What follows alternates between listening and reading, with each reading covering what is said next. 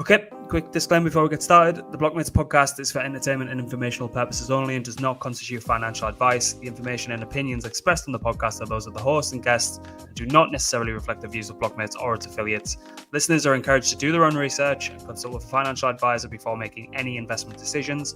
Blocmates and its affiliates are not liable for any losses or damages incurred as a result of the reliance on the information or opinions expressed on this podcast.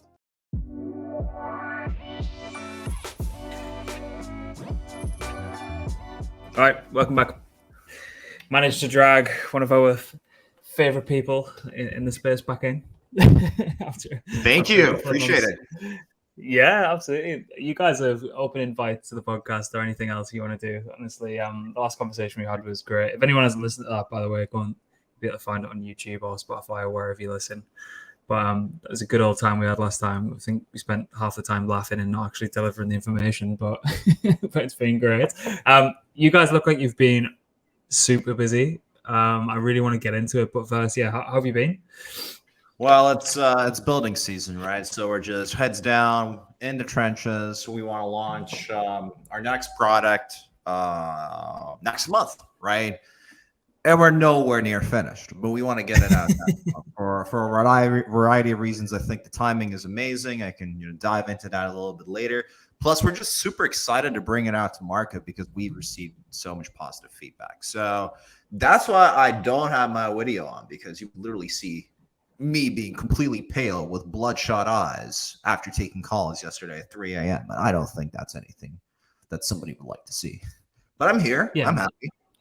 Yeah, if you're invested in a project and the founder, or you're using a product and the founder doesn't look like a vampire that's being dragged through a hedge backwards, then you're doing something wrong. So yeah, it's like what my girlfriend said. When it's not conference season, I'm a vampire. But when I get on the conference circuit, I'm like an escort, right? I fly to Paris, I fly to Singapore, I go to parties and talk to old men where I get free drinks, right?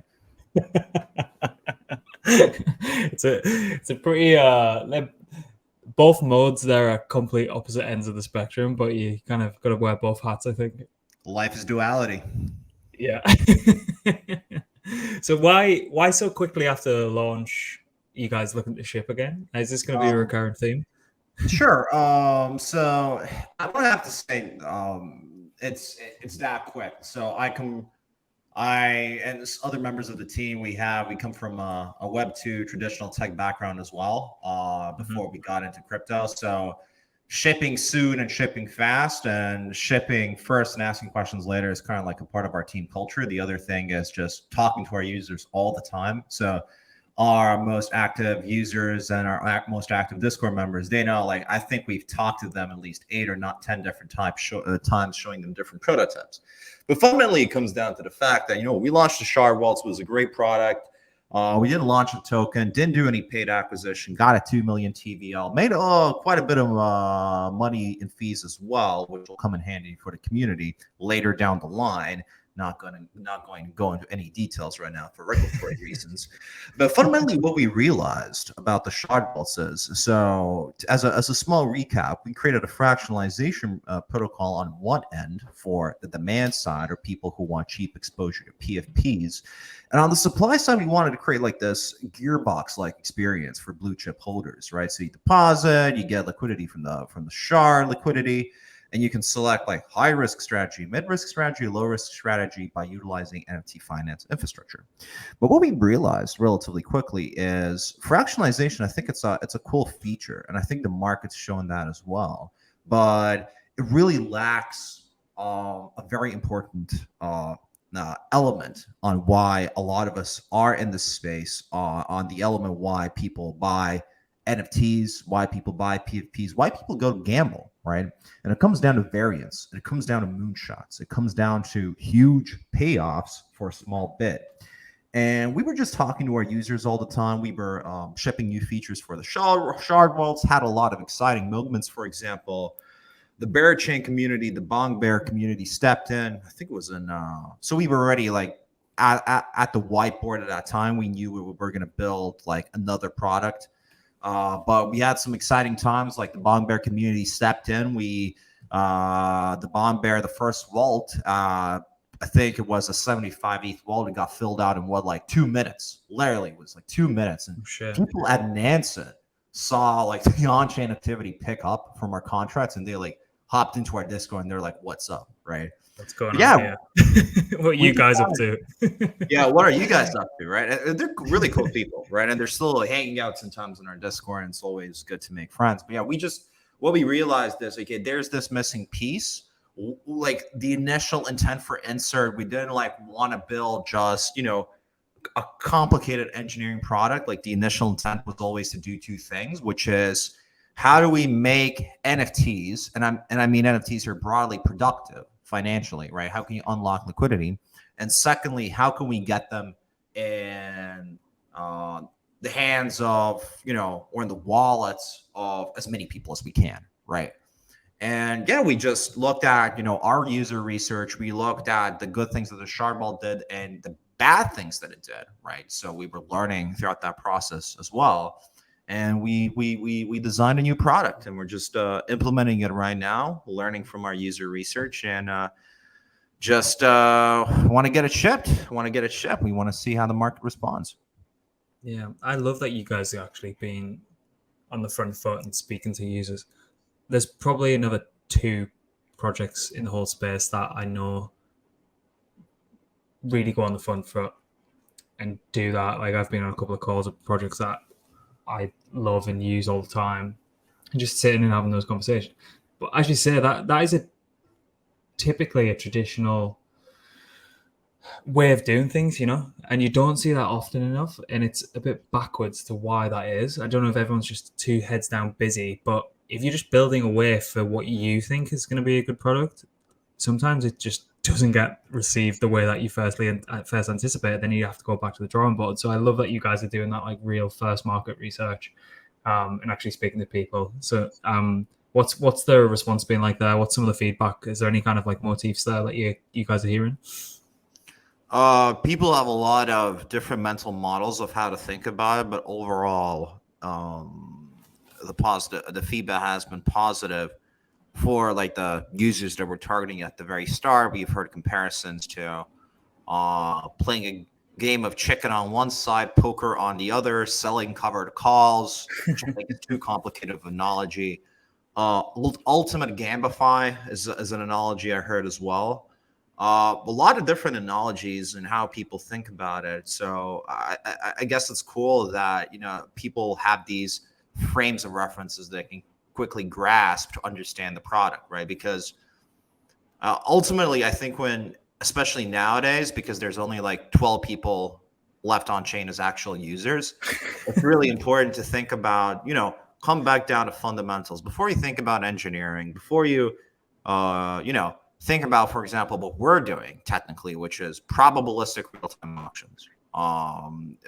You really have to think about it as, all right, so who are the users that we actually want to solve a problem for? Let's talk to them as much as possible. And based on that, those pain points, and based on how you kind of like see the market or the problems with the market, that's when you reverse engineer how you can actually deliver the best thing that you can for your community, for your users.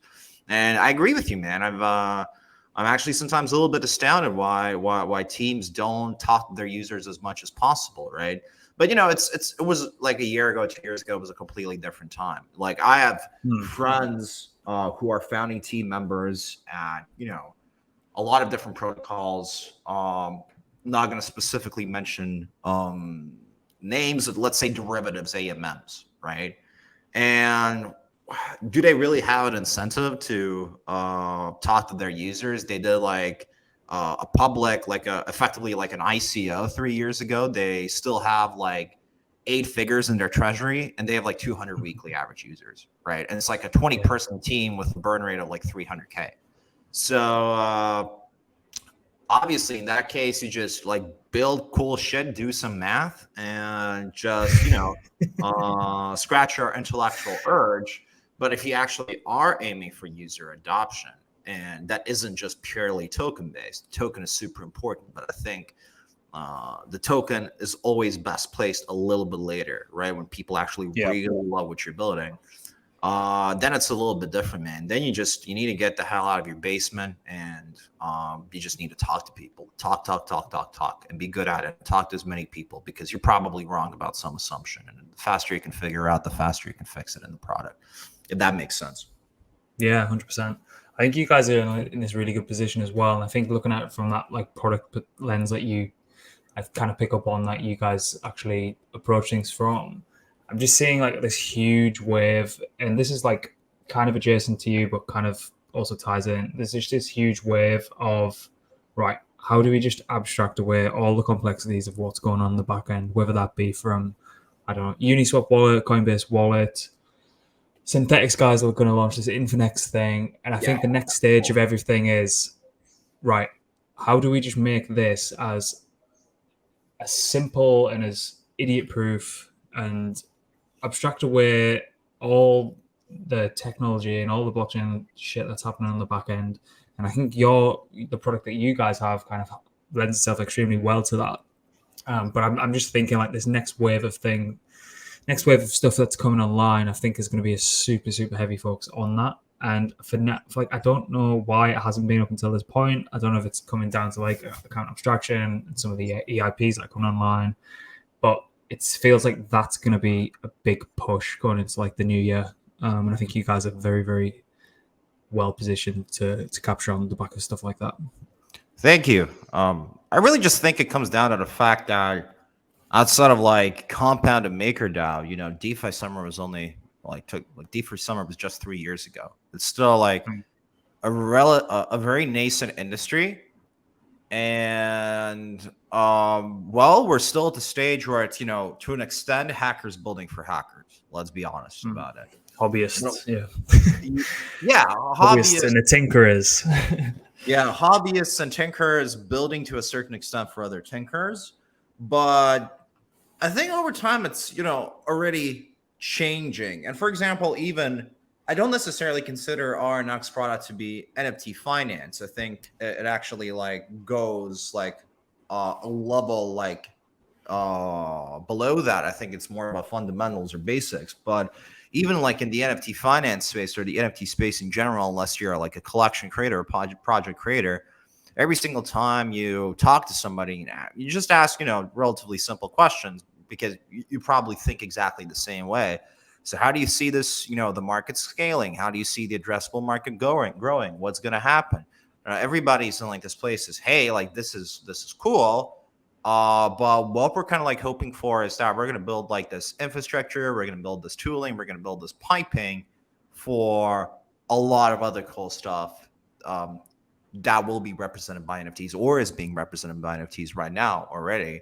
That's going to be the stuff that we're working on, right? So everybody loves PFPs, but it's had a conversation today about that. Like it's hard for me to imagine at this point that new collections are going to pop up, specifically PFPs, over the next 2 years that will get the same kind of gravitas as the top 20 blue chips, right?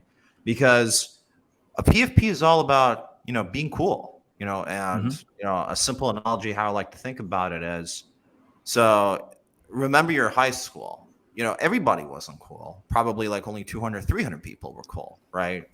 And it's once the hierarchy's been established, it's pretty hard to kind of like, take down a house of cards. And I had a conversation today, a Twitter space, where a friend told me that the moment he got access to Rock-based Telegram group chats and communities, and it unlocked a network for him, for his business. Yeah. So, I think everybody's just trying to look what's beyond, because, well, obviously, let's be honest, when it comes to PFPs, the market is really in the fucking dumps. Mm-hmm. Yeah, like when we were thinking about what we're going to do with the lifetime access to research pass, the lab NFT that we're going to push, I was like, I really just don't want it to come across as if we're releasing like a very limited collection for the sake of it. And like, obviously the reason we're doing it is so people can get like on the new site with wallet sign in, detects that you've got the NFT, and then you've got lifetime access to like the Blocmates research section, which would be like paywalled.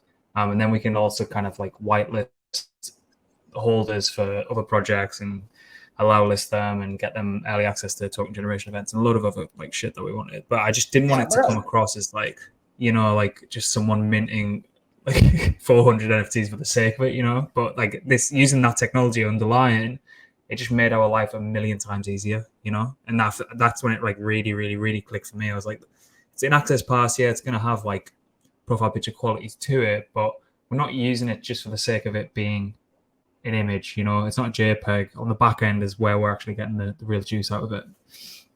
Yeah, so it's access, right? The utility is access. You have foundational value that you'll provide to the holder outside of just, you know, pure narrative and speculation. And honestly, like the collections that I've liked the most recently are those that not only have good aesthetic quality, but are effectively, let's say, they're collections related to protocols. For example, NFT Perp, which is, by the way, going to be launching their V2 soon. Please go check it out. So they launched their own collection that effectively will unlock further utility in their product, in their protocol. And I think that's cool. And like how we can apply that to the thing that you guys are releasing is that, hey, it's like something that, you know, fans, longtime listeners or supporters, they can support you, but at the same time you provide some kind of foundational utility rather than have a roadmap where they're going to create like a metaverse MMORPG in 2004, right? 2034. And the legendary. I've seen a lot of roadmaps, man. For research purposes, I've seen so many old like meme pages. It's like, get a legendary and have a meeting with Snoop Dogg. It's like it's completely fucking ridiculous. It's hilarious. There's only like they look. Who described it like this? How did they describe it? Yeah, like roadmaps on like complete shams of NFT projects are like the Taco Bell menu. There's only like a certain amount of ways you can move the ingredients around, but it's all the same shit, you know. It's like, it reminds me of it is kind of like reminiscent of like the 2017 ICO era, right? Where yeah, exactly. We're gonna bring a healthcare on blockchain, and like it's just a bunch of like Syrian dudes like grabbing like 20 million and disappearing. You're telling me you're still not holding your Dentacoin? No, not anymore. Fun times. Oh Jesus, they were. What so something that really piqued my interest, because we've been doing a lot of help with the llamas, and they're going to help us with the auction mint, and we've scooped up as many as we can get our hands on. Mm-hmm. This little trifecta of you guys, Caviar, and the llamas.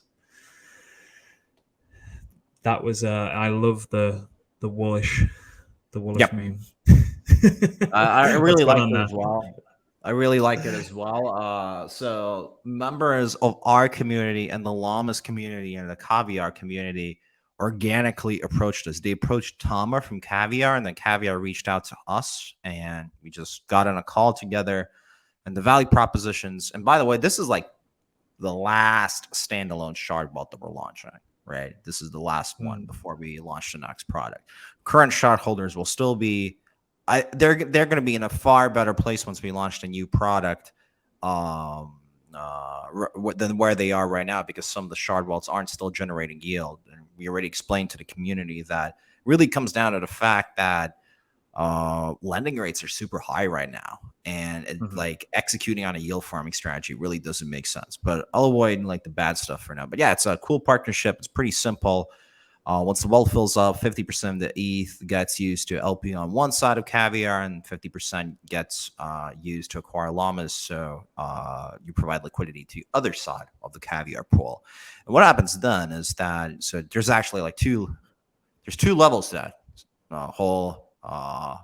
to all the shenanigans. The first one is that llamas are backed by curve rewards, and secondly, it is to use perhaps an overly complex word, it's like an endogenous yield farming mechanism, because you're actually farming from, rather than, let's say, levering up against an asset and like deploying it into a some kind of yield farm and profiting off of that spread, generating positive P&L that way. You're just, you're just LPing, man. You're just making money off the swap fees. That was seemed like a good idea. But we already like tempered our expectations at the very start, because fundamentally, because the market's down, fractionalization based value propositions, they really don't make a lot of sense for people out there. We still wanted to give this a try, and we're going to work on filling the vault out. If it doesn't fill out completely, we're just going to close it off with let's say 20th or 30th, and then just, take the deposits and execute the strategy that I just described. But yeah, it's the Llama guys are really cool, and I'm very bullish on the Caviar team. Incredibly smart people, very, very smart people. And I love their little hacker house in Paris as well. I think we've got them on next week as well, so gonna be asking them all sorts of questions. But just like stuff like that, where you experiment with something, you kind of sharing the burden with another couple of people who are in the space, building in that specific niche as well. I absolutely love to see it, and it's like that's when like stuff starts to get really, really interesting. You start to see the composability across platforms. Has there been anything that you guys didn't foresee, the way that people have used some of the vaults, or any kind of anecdotal stories in the Discord or anything that people are like haven't come up with some interesting and funky strategies or anything like that? I'll be honest, man. Because of how that system was built, and because we decided not to build like a shard price tracking system and ship that as the next thing and focus on the perpetual mints, I think most of the fun is just people like posting copy paste in our Discord. Yeah, there's a lot of copy paste, and we need to make sure that the copy paste command is activated again, because we like on a percentage. If there was a percentage basis, are you guys tracking? Say if there's a percentage basis on a vault, what percentage of like the shards available are people picking up? Are they coming in and buying like a third, or like are people just buying like one? Like, what is there any kind of correlation there at all, or have you seen any like trends? I think there's like 40% on average. The median is like 30-40% unique holders, right? And Okay. You got anybody can verify on chain that our most separate members of the team or from the multi-sig have bought one shard. We never used like our own treasury or investors' money to buy up shards.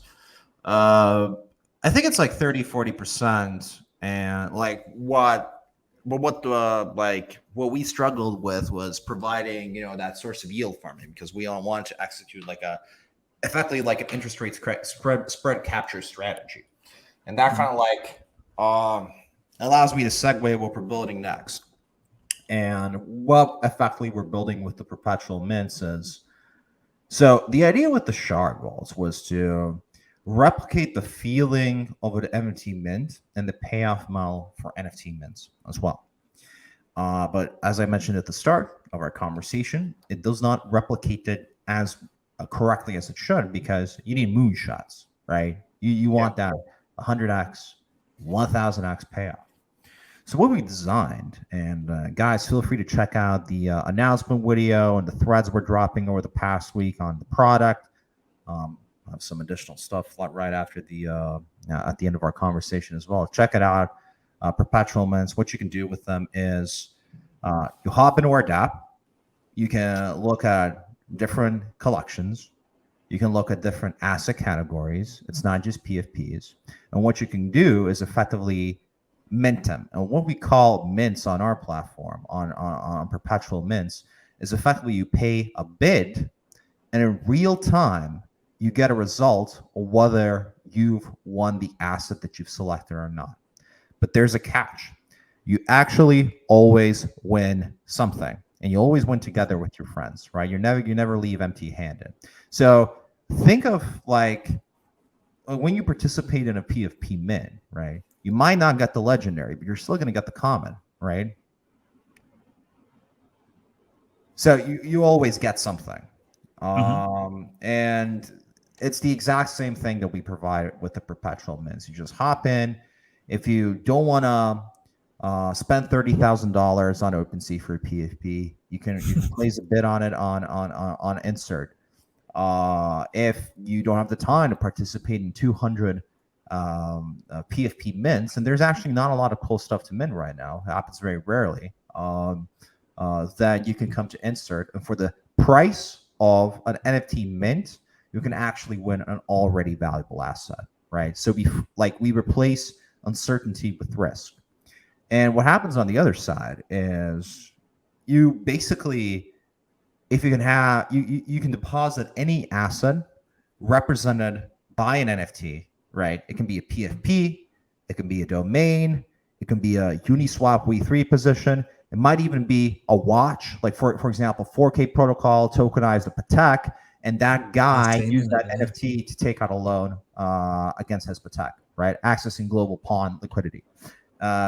We allow users to deposit anything that's represented by an NFT from day one, and they can make effectively generate returns by people making those bids. And we accomplish that because we don't have any price feeds. It's completely oracleless.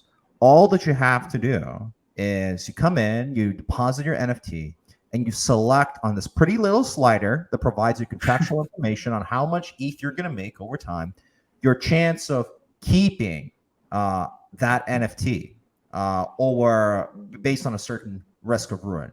So, for example, you can select with every single bid, there is like a 0.005% chance that I am going to lose that asset, right? And if the demand side finds it favorable, they're going to bid for that asset because let's say it's a Punk, it's a Fidenza, etc. But because there's no explicit pricing, that's all implied, you can deposit anything that's represented by an NFT from day one, absolutely anything, right?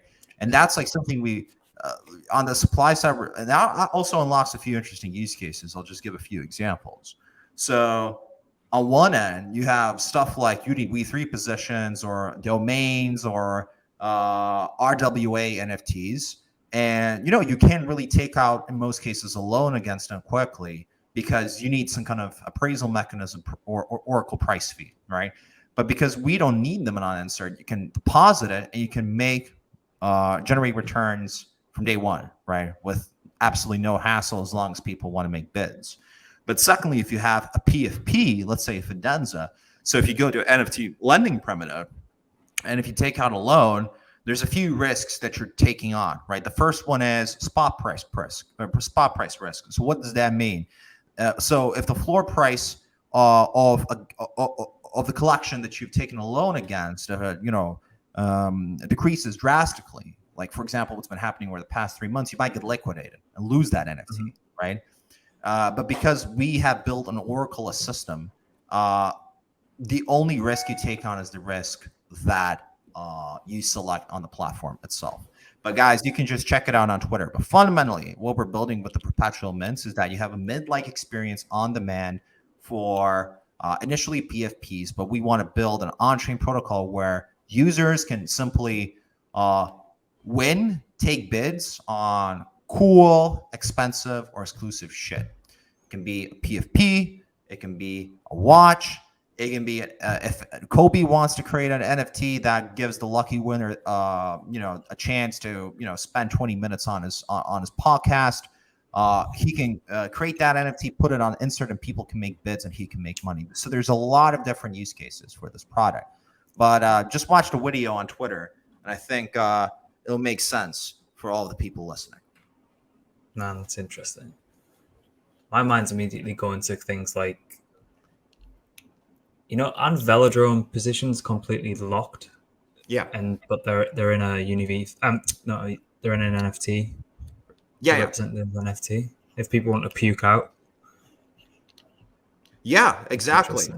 And it is like, think of it as creating your own CS:GO like skin loot box on the supply side, right? That's a Except great it word. happens. No, seriously, that's in some ways what actually happens. You can create a loot box for anything, but your asset isn't locked in. So if you think that for the value of a 40 ETH asset, 5 or 10 ETH is enough, and nobody has won it, you can take it out at any time. We don't lock it up. So it's like playing a game of poker, right? You have to be on your feet, but you can actually make more money rather than taking out a loan OTC or like on a lending primitive. And yeah, people can take effectively DeFi positions or LP positions represented by NFTs, come to insert, and if people are interested in it, they're gonna bid for it, and you make money, right? That's the value proposition for the supply side. And on the demand side, well, you pay 10, 20 USD or 0.05 ETH, and you have a chance of winning something that provides you with a 1,000x or 5,000x payoff. But at the same time, you always win something. But I don't want to go into the details of the latter. Just check it out on Twitter. You're gonna have TikTokers using Perpetual Mints. Dude, I'm really Creating videos. Like a couple of these like demo videos. We're still learning how to explain how the product, like what we're like. Think of it as like, yeah, CS:GO loot boxes on one end, but you can put absolutely anything in there represented by an NFT. And on the other hand, think of it as slots is not a good comparison, but like a raffle that has no reserve, and you basically can win something in real time, right? And we actually think it's a far cooler way of distributing NFTs than the existing secondary marketplace model that's been really glorified. And at this point in time, the market really only appeals to pro traders who have an edge. Where the hell's this idea came from? Learning from our users, so user research interviews, and like kind of like how we think. There's two currently big problems with NFTs. The first one is origination. What do you represent with them? But there's a lot of cool people building and representing stuff with NFTs. Even Centrifuge is representing positions with NFTs, right? For RWA, for like on-chain credit. But then the second problem is distribution. And, OpenSea, Blur, their bread and butter is just like incentivizing trading volume for the top 20 PFP collections, right? It's not designed, those aren't products designed for people to explore and find out what kind of stuff they like and hopefully win it, have that sense of gratification. And it's not a good distribution model for people creating something that isn't related or a derivative of those top 20, top 30 PFP collections, be it or trying to or anything that it lies outside of a trading context. I think NFT trading will always be a thing, but how I think about NFTs is that, for example, if altcoins are kind of like equities, then what NFTs should be is just the stuff that you can represent on chain. Everything that is non-financial that could be represented on chain should probably be represented by an NFT. Any kind of stuff. And that's how I see the future. And what we kind of like want to build is a product that just allows people with small amounts of money to bid and potentially win cool, expensive, or rare stuff. That's so sick. Yeah, I seen Perpetual Mints come across the feed and I was like, Jesus Christ, what are these guys cooking? So I'm glad you've explained it there. But yeah, as I say, if anyone wants to go and watch the explainers and stuff like that, just head to the feed. Watch the video and DM the insert account or me personally if you want me and Punter, our CTO, to walk you through the product personally. I'll literally walk any member of the audience. If you want to see the product, just let us know. We'll walk you through it personally.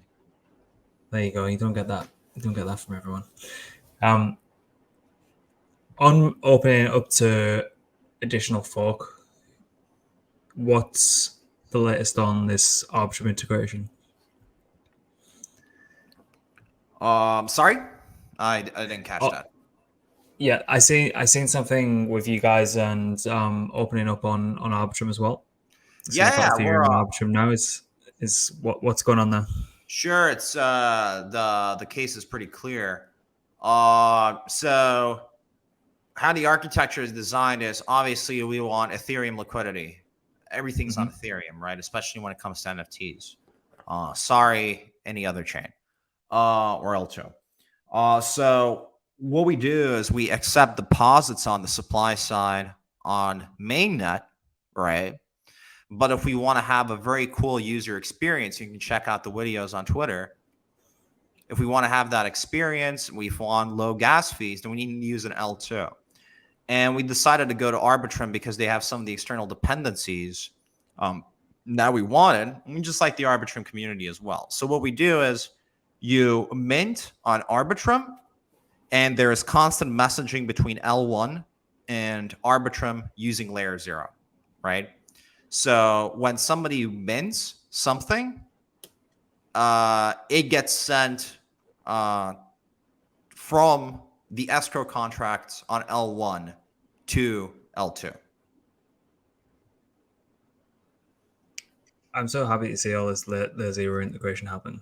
Like when it first came up, I was like, I'm so happy to see all this layer 0 integration start to like come to fruition. And obviously when Stargate came, I was like, yeah, that's obviously a flagship product. But now I'm literally just got off another podcast with a project that's building like a yield aggregator on top of it. It's, it feels like it's time, you know. I think it's great technology, and there's a lot of cool products coming out. A friend of mine is building value in an asset management, DeFi asset management protocol. It's getting some traction. They launched last week, if I remember correctly. It would be completely impossible to build that without the layer 0 architecture and the value that they provide, right? I think it's layer 0 is an amazing piece of technology. 100%.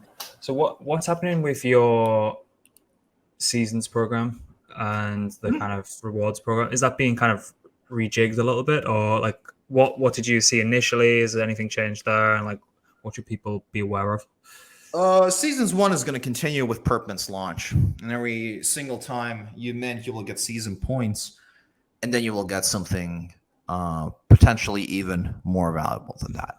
So seasons points will accrue to a potential community reward in the future. While it's, as I said, I don't want to. Currently, we kind of like hint at it in the video, and we talk about, though there have been some changes in the past week.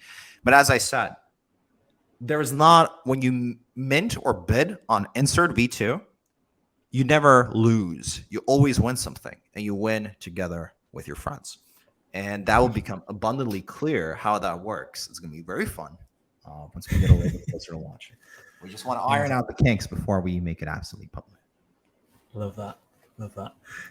Is there anything else we might have missed? You mentioned something at the top of the podcast about timing. Where do you think we're at in this NFT life cycle? I think since the last time we spoke, we had the big Azuki fallout. We spoke about a lot of the Blur liquidations. Like, how are you guys thinking about that? Well, there's only two really strong narratives in crypto Twitter right now, right? Gamify and RWA. And RWA take a beating because, well, Goldfinch, I could go down that route because I've been thinking about private credit and DeFi for like years, right? I don't want to go down that rabbit hole. It won't be that interesting. But well, no matter what happens with any altcoin, no matter what happens with any PFP collection, let's be honest. People just want to win big, and that's something we can facilitate with the Perp Mints. And I think we've been talking to a few people on Twitter who have been talking about probabilistic auctions or loot boxes on chain, or like custom loot boxes or raffles. Every single time we show them the product, they're like, "Holy shit! Like this is actually it, right?" So I think it's a good time to launch the product because it's people. I think it's a good time to gamble. That's pretty much it. Man, my brothers are like 7 and 9 years younger than me, and it got to the stage, they'll hate me for saying this, but they used to play a lot of FIFA, and they'd have FIFA packs. Obviously, you don't have a clue what you're opening. You're just paying and like opening a pack, and you might get like Ronaldo or Messi in the pack. And those little shits were opening that many packs. My dad once got a phone call from the bank saying that they like spent like 500 like English pounds on these packs, and they wanted to check in with my dad to make sure it was a legit transaction. But they just got hooked on these things where it was like, I don't know what I'm gonna get. I might get Messi, I might get Ronaldo, I might get like a legendary like Zidane or something like that. Usually it's a lot of shit, but people just love that stuff. Like it's unbelievable. People die for that shit. If there's a way to kind of bring that onto the fore on chain, I think it's there's millions of people around the world waiting for that shit to happen. Well, all I can say is our mechanism design supports that.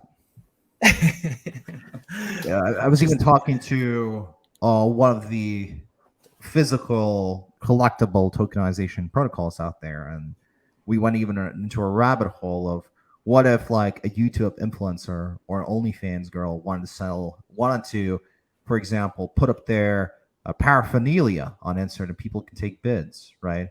What if Pokemon put in her bra on insert? How many bids you would get for that? I think like 200 or 300 ETH in volume is very realistic.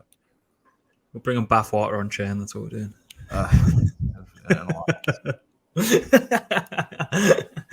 No, but it makes that. I think that's a really good way to frame it. That way of approaching it. But honestly, I'm just really excited. I'm excited to try it out. I know I've got like the kind of personality that'll just sit there and like just give it way too many spins and then cry about it later. But as you say, if you never walk away with nothing, which is always a good sign. But yeah, I'm super interested to see it in action and try it out.